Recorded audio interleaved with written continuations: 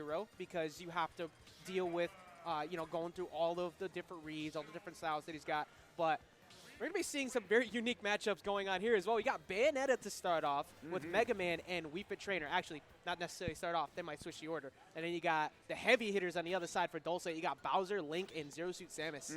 The 3 characters on Dulcet's side that absolutely do not struggle with killing. And meanwhile, on the other side for Activetoaster, that is kind of the idea. They have a problem, but hey, ramp up the battle music. Let's get it going. It's going to be Wii Fit anchoring for Activetoaster, which actually, you know, I super agree with this because out of all the 3 characters he's playing, I think that Wii Fit is the most reliable killer. I think so too, especially with the fact that both the, like, you were talking before about the consistent kill ability on Dulcet's side, right? But Activetoaster has the damage over time aspect. He's able to get a lot of damage racked up with, say, Bayonetta, maybe get a little bit more struggling to kill by comparison to the other characters. But then you have Mega Man, who could also just slowly chip at you, annoy you to death, and then you just can't close out that kill because you can't break it in the zone, especially against, like, with Bowser. And then Wii Fit with deep breathing. It's just a limit. Yeah. I mean, it really is. You get a boost to the speed, you get a boost to the damage, but Dulcet getting boosted off the stage right there by the Bayonetta. That's really what she's going to be doing most to get those kills, is forcing whoever Dulcet has brought off the stage and then keeping them there. That can be a problem against Link, though, because he has so many reversals he can pull. Exactly. A very extended button check going on here for anybody who's confused. But it's, yeah, like you said with the Bayonetta, just being able to kind of put on that early pressure. And also, if you're not prepared for Bayo, because if you didn't play the last game, you didn't have to deal with the, you know, all of them all over the place. Much less prominent character in this game, and it's something that could catch you off guard if you're not prepared for how she could just kind of surprise you with her burst options. Tons of damage, and definitely the ledge guarding as well. Not quite able to take out the Link, but Activetoaster is able to catch Dulcet on the get-up attack, and we are already down to the Bowser and against the Bayonetta. Oh, wait, is this actually a match? Okay, so I thought that this was a button check this entire time. So. Oh, no, man, this is a real match, and Dulcet's finally able to get that first kill of the match to send it on to the Mega Man, which will not really be any easier to deal with than the Bayonetta as a Bowser. Yeah, and you know, the fact that we were pointing out before, Mega Man can just put out a lot of pellets, put out a lot of really annoying hitboxes. Granted, you have the ability to burst in and get these big damages off of Bowser like that, and the tough guy. But as the match progresses, it's going to be a little bit harder for him to zone break against that Mega Man. You can see he's going to have a ton of trouble with those aerials, and the pellets especially in the air. If he catches the Bowser out there and beat in the air, like I'm saying, not the place you want to be against a Mega Man. Yeah, definitely one of the worst possible situations that could have came out of that. Definitely what Activetoaster was looking for when it came to the matchup spread. I want this Mega Man for that Bowser, so that way I can get not only the recoveries, but just keep him just cornered and not really able to play the game. Excellently played by Toaster in that game one. Yeah, really well done. I mean, you saw that he had a really solid game plan against all 3 of those characters, right? Like, against the Zero Suit Samus, it was, all right, it'll be tough to fight her on stage, but maybe I can catch her up in the air because I'm playing Bayonetta.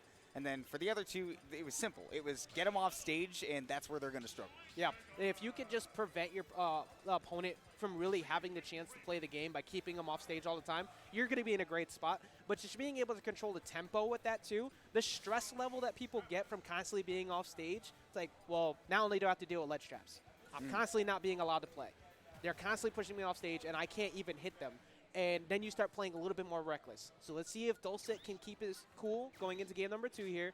And don't really try to push too hard, because then you're going to just play right into Activetoaster's game plan.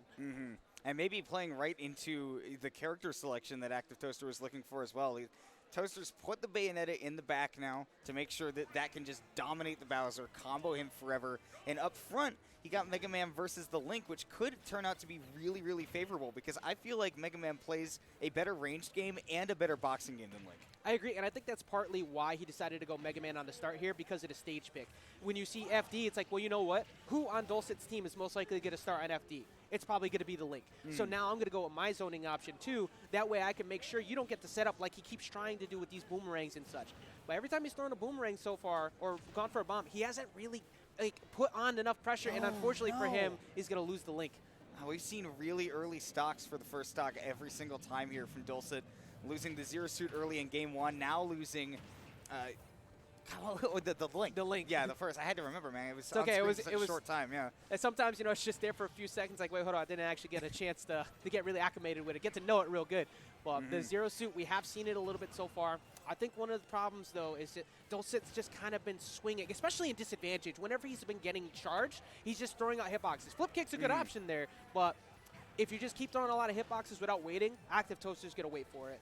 And generally, you're gonna want to you're going to want to use the flip kick to kind of get out of disadvantage, not to sort of fade in. But that's the problem we've been seeing for Dulcet, is Activetoaster has picked up on the fact that this Zero Suit and the Link as well, they just fade in onto the stage because Dulcet wants to land with a hitbox, and Activetoaster is able to beat him to the punch every time. Yeah, now we're at a point where, like we were talking about before, Dulcet's just kind of he was really pushing the initiative before, trying to get himself something, and he's swinging really hard, looking for that. There you go, finally gets the back air to close out the stock on the Mega Man, who's really been the main bane of his existence.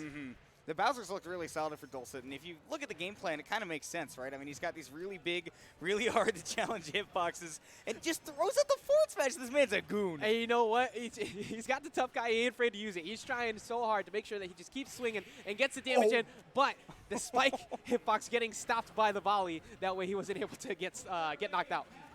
And what a large bag of trail mix you have to go ahead and use that Bowser side B off stage, knowing you'll get back on stage.